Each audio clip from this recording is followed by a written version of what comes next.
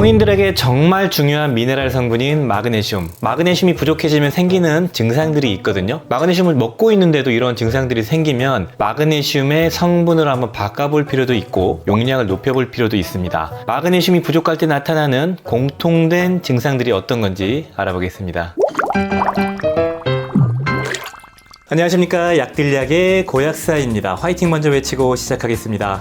화이팅! 자, 오늘 영상은 마그네슘이 부족할 때 우리 몸이 보내는 위험 신호들을 좀 알아볼까 합니다. 한 4년 전쯤에 한번 다뤄본 적이 있는 주제인데 다시 한번 말씀을 드릴게요. 일단 마그네슘은 대단히 중요하다, 현대인들에게 꼭 필요하다라고 말씀을 드렸었는데 그 위험한 증상들, 신호들을 말씀드리고 어떤 마그네슘을 골라야 되는지 말씀을 드리겠습니다. 마그네슘은 우리 몸에 아주 많은 양이 들어있지는 않지만 뼈와 근육과 혈관 등 세포 내에서 300여 가지 이상의 화학 반응에 반응한다, 효소 반응에 반응한다, 이렇게 알려져 있을 정도로 폭넓게 사용되는 게 마그네슘이죠. 그러니까 현대인들이 가장 부족한 영양소가 뭐냐라고 했을 때 비타민 D랑 마그네슘이다, 이렇게 말씀드릴 정도로 많이 부족합니다. 채워주면 이점이 많은 이런 미네랄 성분 중에 하나인데 과거 대비 이렇게 우리나라 사람들이 마그네슘이 부족한 이유는 여러 가지 이유가 있습니다. 일단은 식사의 패턴들 그리고 음식들이 좀 달라지면서 그렇게 됐는데 가장 큰 이유는 바로 가공되어 있는 식품들을 많이 먹게 되고 쌀이나 이런 현미 같은 견과류나 이제 곡류들이 가공, 정제, 도정이 되어 있는 것들을 먹기 때문에 미네랄들, 특히 마그네슘이 많이 부족하다, 이렇게 알려져 있고요. 두 번째로 마그네슘이 부족한 이유는 과거 대비 머리를 많이 쓰는 일들이 많아졌고 스트레스를 많이 받는다는 겁니다. 육체적인 일보다 머리를 사용하는 스트레스를 받는 일들을 많이 할수록 마그네슘 소모량이 급격하게 늘어난다고 알려져 있고, 그리고 세 번째로는 커피나 음주의 어떤 소비들이 늘어나면서 마그네슘들이 고갈될 수 있는 상황들, 이뇨작용 같은 것 때문에 그런 거죠. 그런 상황들이 있고, 그리고 네 번째로는 현대인들이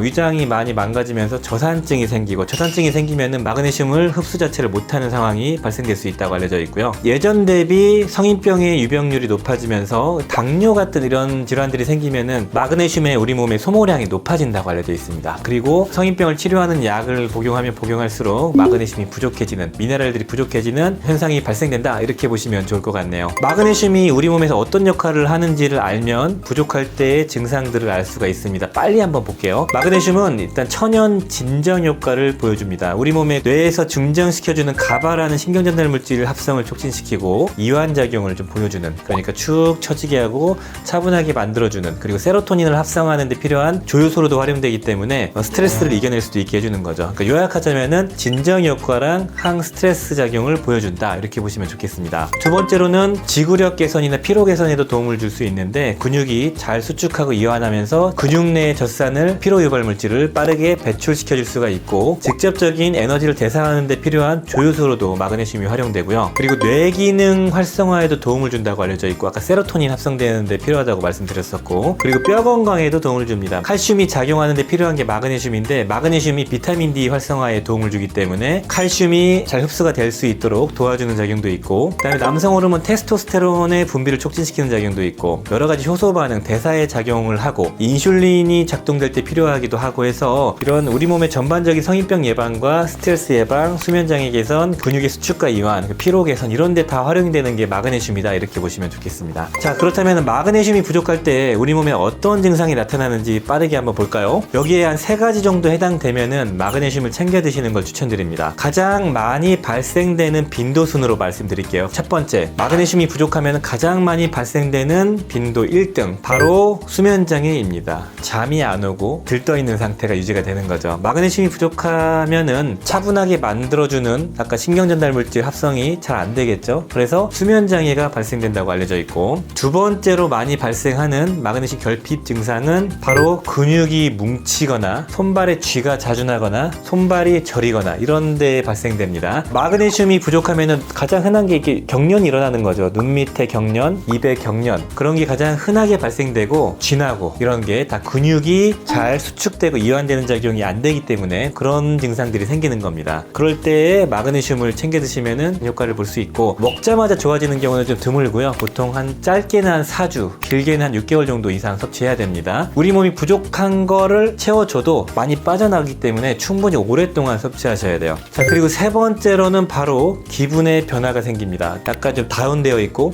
뭔가 부정적인 생각이 들고 이런 증상들이 생길 수 있다고 하고 긴장감과 우울감이 계속 유지가 되는 그런 기분의 변화가 지속될 수 있다고 알려져 있습니다. 자, 그리고 네 번째로는 바로 두근거림. 심장이 막 박동이 빨리 뛰는 건데 이거는 마그네슘이 부족하면 이런 두근거림이 생긴다고 알려져 있습니다. 자, 그리고 다섯 번째로는 바로 근육통, 육체 피로 같은 게 잘 안 풀리는, 자고 일어나도 막 근육이 뭉치고 피곤하고 활력이 떨어지는 그런 증상들이 생길 수 있다고 알려져 있습니다. 근육의 피로를 유발하는 젖산의 배설이 잘 안 되고요. 마그네슘 부족하면. 그리고 포도당을 대사했을 때 에너지를 만들어주는 그 조효소로 마그네슘이 활용되는데 부족하면 잘 안 되겠죠. 에너지가 부족해지고 활력이 떨어지는 그런 증상들이 생길 수가 있습니다. 그래서 마그네슘과 비타민 B군을 같이 먹으면 시너지가 나고 마그네슘과 코큐텐과 카르니틴 같은 걸 같이 먹으면 시너지가 나는 이유도 이런 데 있습니다. 여섯 번째부터는 좀 흔하지 않지만 좀 말씀을 드리자면은 미네랄들, 특히 마그네슘이 부족하면은 손발톱 같은 게 잘 깨집니다. 구성 성분이기 때문에 부족해지니까 이 조직이 잘 유지가 잘 안 되는 거죠. 일곱 번째는 집중력 저하가 생길 수 있다고 알려져 있고 이것도 아까 말씀드렸던 것처럼 뇌신경 전달 물질을 합성하는 데 도움을 주기 때문에 그렇습니다. 기분이 막 들뜨기도 하고 차분해지지 않기 때문에 집중력 저하가 생기는 것도 있고요. 여덟 번째로는 혈관 석회화, 조직 석회화가 생길 수가 있습니다. 마그네슘이 부족하면 칼슘이 과잉하게 필요하지 않은 곳에 축적될 수가 있어요. 그래서 뭐 어깨나 유방이나 혈관들, 그리고 뭐 장기들, 뭐 전립선 이런 데에 원치 않은 칼슘이 축적돼서 석회화를 유발할 수 있는 거죠. 마그네슘은 충분량을 섭취해주지 않으면은 칼슘이 이상한 데 축적된다, 이렇게 기억하시면 될 것 같아요. 그리고 아홉 번째로는 뭐 당뇨 같은 뭐 혈당이 상승하는 작용, 인슐린 저항성을 개선시켜준다고 했죠, 마그네슘이. 그리고 열 번째로는 남성 호르몬 수치가 떨어지기도 한다고 알려져 있습니다. 자, 여기에서 몇 가지에 해당되는지 한번 체크해 보시면 좋을 것 같아요. 특히 눈밑 떨림이 생기거나 수면 장애가 생기면 높은 확률로 마그네슘이 부족할 수 있겠다라고 보시면 좋을 것 같아요.